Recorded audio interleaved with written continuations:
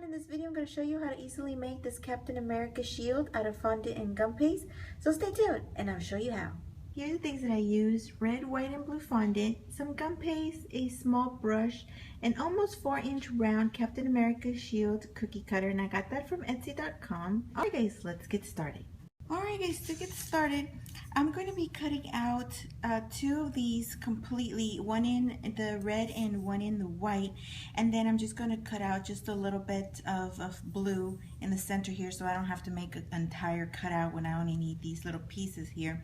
Also, I have my dome ready. If you want to have that curve, make sure that you have your dome ready, and I'll be using a little bit of cornstarch on my surface and on my gum paste. And I'm just going to flatten it out a little bit so it'll be easier to flatten out.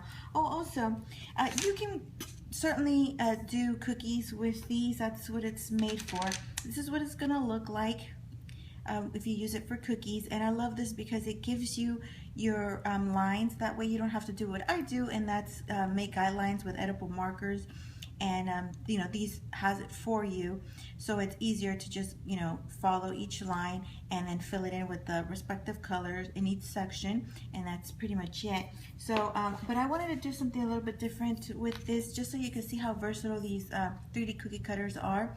So you can use them not only to make cookies, but you can use them to decorate your cakes and cupcakes as well. So I just wanted to show you how that's gonna look if you want to use it for cookies and not necessarily for this.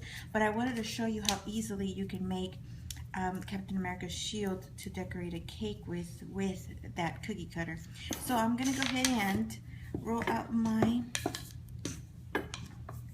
gum paste, and you're gonna do the red and the white in about the same thickness. Well, you have to kind of, because you don't want to make one too thin and the other one too thick. And since this is made for cookie dough, it has, you know, deep pockets, so it might not cut right through because this is thinner than your cookie dough. So what you're gonna do is just flip it over, take this out, flip it over, and since it didn't cut right through, just get a little bit of that cornstarch, and then just run your fingers through. This is not sharp, so you can run your fingers through it and cut that completely out, just like that. Just rub your fingers around it. Like I said, since we are working with thin gum paste, it's not going to cut it out like it would do your cookie dough, but just rubbing your fingers through it, it'll cut right through it. Now you're gonna tap it so it can release everything. And these are very, very sturdy, so everything is gonna come out and you don't have to worry about breaking your cookie cutter. Now you don't need these here, but you will need your star and your circle. You're gonna need one circle. So I'm gonna put all of these into a plastic sandwich bag. It has a little bit of wax paper in it, and try not to stretch your circles or damage your star. And then just set it aside because we're gonna work really quickly and I don't want those to dry. Okay, so now we're gonna do the same thing with our red. And I did use 75% fondant and 25% gum paste, and it'll still give you enough stiffness if you do that. I think that saves a lot of time than having to color your gum paste. You don't have to wear gloves so you don't stain your hands. Just mix in some of that gum paste into your colored fondant. Doesn't matter what color you're using. Then just go ahead and mix it in, and that'll give you that firmness. So again, just go ahead and flip it over and tap it. Put that in your sandwich bag. Alright guys, so moving on to the blue. As you see here, I only have a little piece. I'm not gonna cut out the whole entire cutout. I just need these little 5 pieces. So I'm just going to flip this around. Since it's not thick, like I mentioned earlier, it's not gonna go into the sections as cookie dough would. Just gonna tap it out again. And there you have your little 5 pieces. All this I don't need, so I'll put that aside. All right, so now I'm gonna put everything together like a puzzle. I'm gonna get a little bit of some wax paper, and I'm just going to put everything on top of here and then transfer it to my dome like this. That way it doesn't get stuck onto this metal. So I'm gonna go ahead and grab my star and then just build from there. Grab my water and my little brush. This is like really tiny brush, and I'm just going to add a little bit of water all around the star points, the sides. Don't add too much.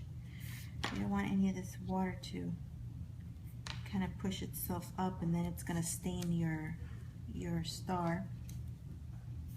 Or you can add the water onto the edges of the blue if you wish instead. So do that to all 5 pieces. Okay, so now for the red, I will need the center piece. I have 3 of them. I'm going to use the smaller one and the largest one. So again, a little bit of water, just going to add it all around the red, or you can do it around the blue, either way. And then set that in there. It's going to be a tiny bit loose, but just use your hands and your fingers to push it in. The water should help it stick onto itself or onto the other pieces. So it's not going to want to contract right away, but the water will make it attach to that blue. Now I have this tool that has a little point, but you can use any type of tool. You can use an offset spatula to just make sure that these circles stay rounded, so they don't lose their shape. Okay, so now I'm going to move on to the white, and I'm going to add a little bit of water around my red.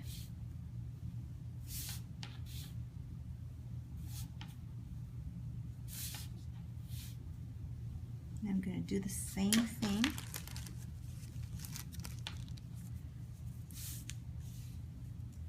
Again, pushing it with both hands, and I'm covering it. I apologize for that because then you're not going to see what I'm doing, but I am holding with one hand one side and pushing the other side that are popping out with my fingers, so I could touch that water on the edge of the red circle, and that'll help attach it. You see how that came back in? It just needs that water to help it stick to it. I did notice that it would stretch out a bit. So again, with the tool, help clean it up a little bit if you have little pieces, and then push it in onto the red, which is my last one. That one's gonna probably be a little bit harder to stick because it looks really stretched out.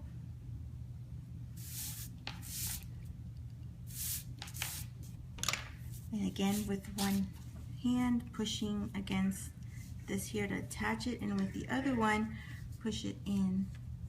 Just keep pushing it in till all the pieces have touched that water, and this will help it kind of contract, and I guess it helps it maybe loosen up a little bit, or I don't know what it does, but it helps it come back together, as you saw that.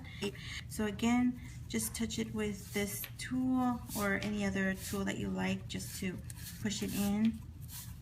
And there you have it. I'm going to run the rolling pin over it just a little bit, just a slight bit, to help kind of even it out, even the surface out a little bit. This will help the pieces attach to each other as well. So now what I'm going to do is I'm going to bring in my dome, set this on top, give it a push on the top like this so it can dome, and just push in the pieces to make sure that they don't fall apart. Okay, so I'm gonna set this aside for 2 days for it to firm up, and then I'm thinking of running it through my steamer just so I can get a nice little sheen on it so it won't look so matte, but I have to wait 48 hours for this to completely dry. So I'm gonna set it aside and I'll be back. Alright guys, so it's been 2 days. So it's nice and hard now and dry. So I'm gonna run it through the steamer for a few seconds. Now this is optional, but I do recommend doing it. You don't have to run and get a steamer like this, but it does give the fondant a nice shine to it. So I'm just gonna go run it through for like 5 seconds. Just be careful because it does get very, very hot. So as you see there, it's very, very glossy right now, but it'll start drying and it'll lose a lot of that glossiness, but it'll still keep a nice shine, a little sheen to it. It won't go completely back to the matte that it had before.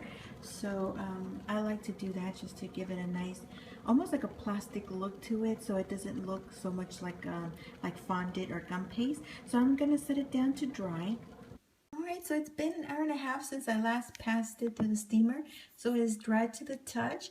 As you can see, it has a nice shine to it, not super glossy and wet, but I do recommend running it through. As you can see here, this one is very matte, dry, very flat in color. This one even picked up color, it got more vibrant. It does make a big difference, and they only run around $30 or so, and you can get them on eBay. Also, decorating with fondant on your cookies. You can use the fondant and stick it onto the cookie with a little bit of water. When it's still moist and not dry, it'll stick right on there, or you can use a little bit of royal icing as well. Do not use any Tylos or gum paste or it'll become hard. You won't be able to bite through it, so make sure that it is completely made out of fondant, or you can just go ahead and fill in your cookie with royal icing.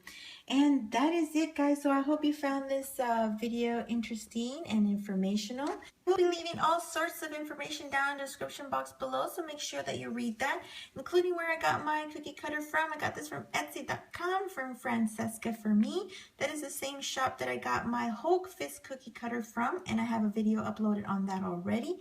They also have a website, www.sweetprincesinc.com, and I'll leave all that information down below so you can visit them at their website or at Etsy.com.